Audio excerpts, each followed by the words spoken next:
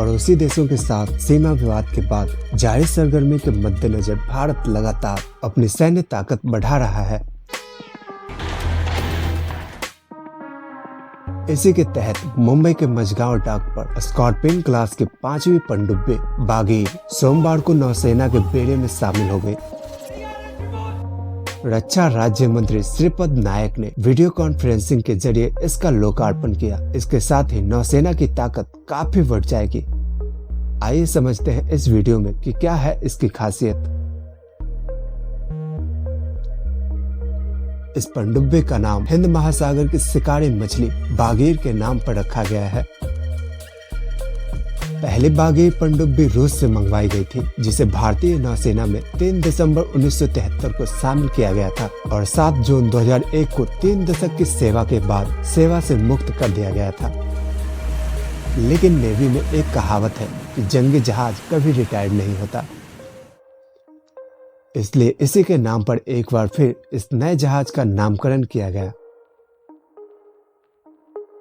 ये पनडुब्बियां सतह पर और पनडुब्बी रोधी युद्ध में कारगर होने के साथ खुफिया जानकारी जुटाने, समुद्र में बारूदी सुरंग बिछाने और इलाके में निगरानी करने में भी सक्षम है।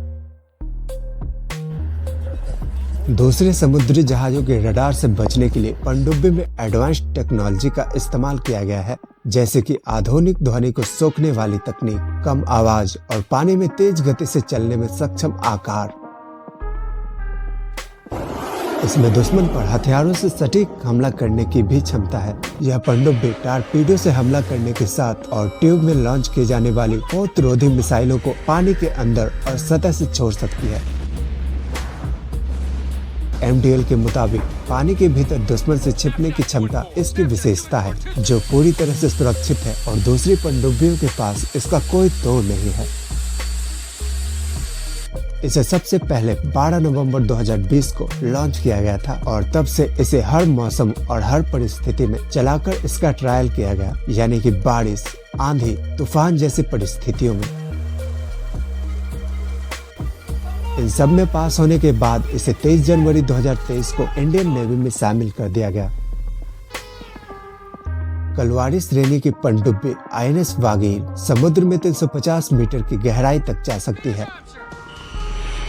बागीर में बेहद उन्नत स्टेल्थ तकनीक का इस्तेमाल किया गया है और इसी के कारण यह दुश्मन की रडार की नजर से भी आसानी से बच सकती है। इसमें एंटी शिप मिसाइलों को भी लगाया गया है।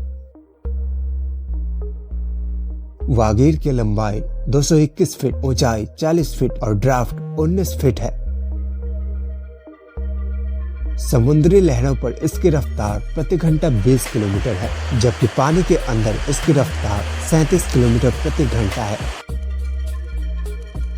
बागीर के अंदर ही ऐसे सिस्टम लगाए गए हैं जिससे यह अंदर रहने वाले नौसैनिकों की जरूरत का ऑक्सीजन बना सकती है।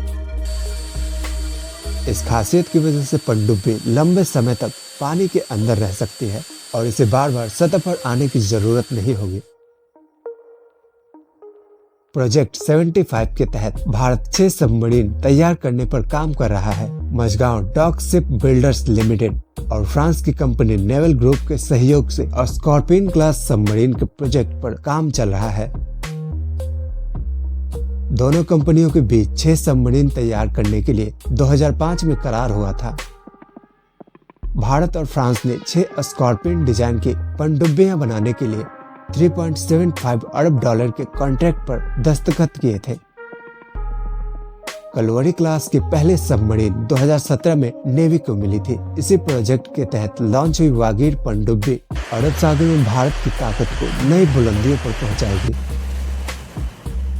इससे पहले मझगांव डॉक लिमिटेड में चौथी स्कॉर्पियन क्लास सबमरीन वेला को लॉन्च किया गया था। अभी तक स्कॉर्पियन क्लास में INS Kalvari, INS Khanderi, INS Karanj, INS Vela और अब INS बागीर भी शामिल हो गई है। इसके बाद INS वागसीर को भी जल्द ही लॉन्च किया जाएगा।